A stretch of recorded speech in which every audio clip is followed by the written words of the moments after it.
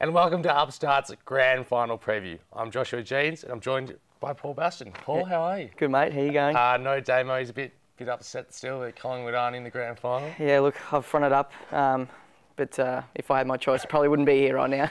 I'm just glad I don't have to wear that jumper again, Paul. Anyway, so we'll have a prelim recap. Collingwood, obviously, Sydney were sensational. Oh, they were brilliant.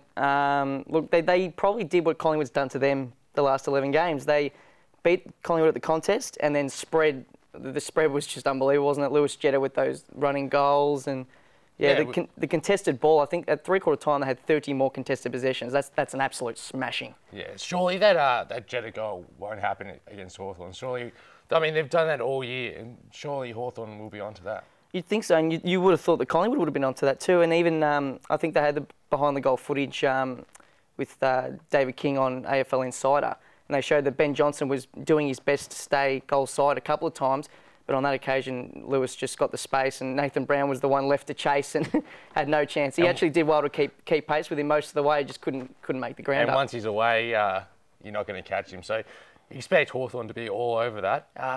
Now, Hawthorn had a scare. As I said last week, I thought Hawthorn should have won that game by about 80 points, but Adelaide were sensational. Adelaide they really served it up to, they were the underdog and they served it up to Hawthorn. And that game was very reminiscent of Collingwood versus Geelong 2007, I think. Collingwood was, Geelong were unbackable favourites in that game. And Collingwood just came out and hit them hard. And no one expected to be a contest. And it was a 5-point game on that occasion too. But we all know what Geelong went on and did the next week. So perhaps Sydney should be wary of that too. Well, you'd have to think, and when you look at the MCG record for the Swans, it's not great. I mean, they only played there once there this year against Richmond, and they got absolutely belted.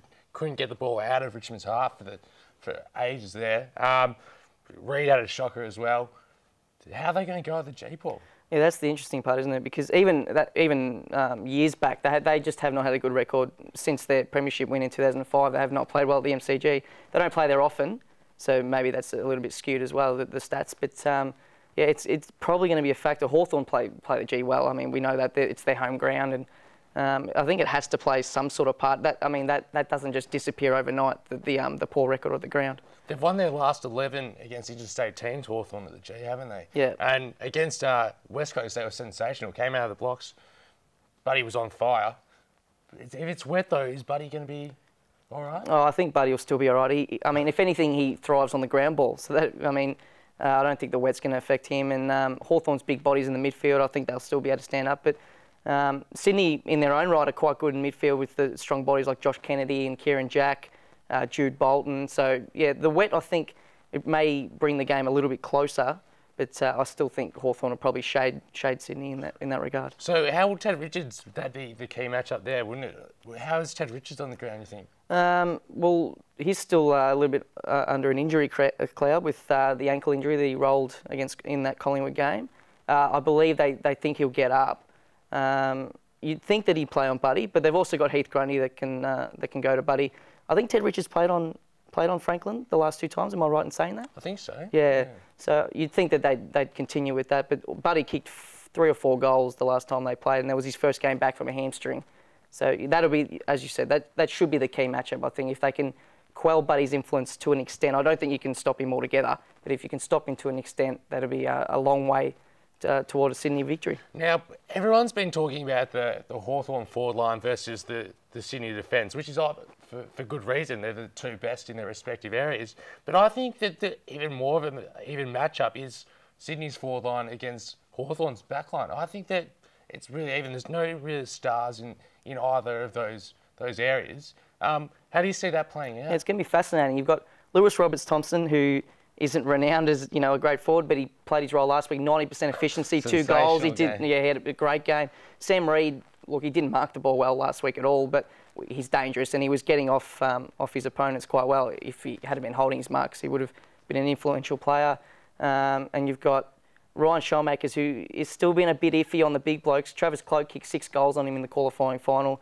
Taylor Walker and Kurt Tippett had, I think, 8 goals and 18 marks between them last week. So, that's going to be very interesting to see how that goes. What helps Shellmakers out is that Reid is of a smaller body than those guys. But there's also, Mitch Morton, who would go to him? You'd think Gibson? Yeah, you'd say Gibson so that because Mitch Morton is more of a lead-up type, and I think that probably suits Josh Gibson down to the ground so that he can get back and do the spoils that he's become famous for. Ben Stratton is also back there. He's probably another option that can go to Mitch Morton or those sort of types of players. And surely Hodge comes back in there. Yeah, he has to. I mean, he's the inspirational leader, isn't he? And it was an illness that apparently during the week the Hawthorn boys had given it to him, saying that he was a bit soft at not having played due to illness. But yeah, Hodgie comes back in. I think Tom Murphy was his replacement last week. I think that's the obvious player to make way for Luke Hodge. And so in the midfield, Mitchell versus Kennedy, would you say? Yeah, or even Brad. I think Brad Sewell and Kennedy have sort of gone head-to-head in the two previous meetings. Kennedy's had 62 possessions, 4 goals and 17 tackles, I think, in the 2 games against Hawthorn. So, and 5 out of 6 Brownlow votes. So he is the key. From a Hawthorn perspective, if you want to stop any one player, it is Josh Kennedy. Yeah, absolutely. And you can see with the ruck battle, you think that Mumford would get first hands to it most times. So Kennedy's going to have an advantage there. Well, I believe that Adam Goods has touted the ruck as the key for Sydney, getting first hands on the ball, winning the clearances. Because obviously, if you get clean ball to Hawthorn's forward line, they're averaging 116 points in the finals. Hawthorn, if they get clean ball, shut the gates, the game's over. So the key will be for Sydney to do what they did against Collingwood, and that's win the clearances, and then get it into their forward line and lock the ball in. So it's Hawthorn's game to lose, Paul? I believe so. Yeah, I think Hawthorn have the attacking weapons. Even in the wet. Even in the wet, I think Hawthorn has the upper hand in most areas. And I think, especially their forward line, I think that makes them more dangerous and the side that can win the game more so than Sydney.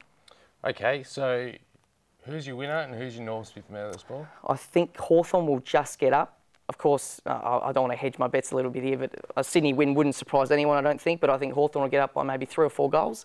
And I'll say Sam Mitchell for the Norm Smith medal. Yeah, I'm a bit torn here. I want to go with my old Xavier boys and go Sydney, but I just think Hawthorn have been the best team all year. I still feel a little bit if Sydney won, I'd kind of be a little bit disappointed in this year. But I'm going to go Hawthorn and I'm going to say Jack Gunston for my Norm Smith. I reckon he'll pop up with a few. It's an interesting one. It's a good one. Can't be too typical, Paul. All right, mate. And that's it for the AFL Finals, and we'll see you next time.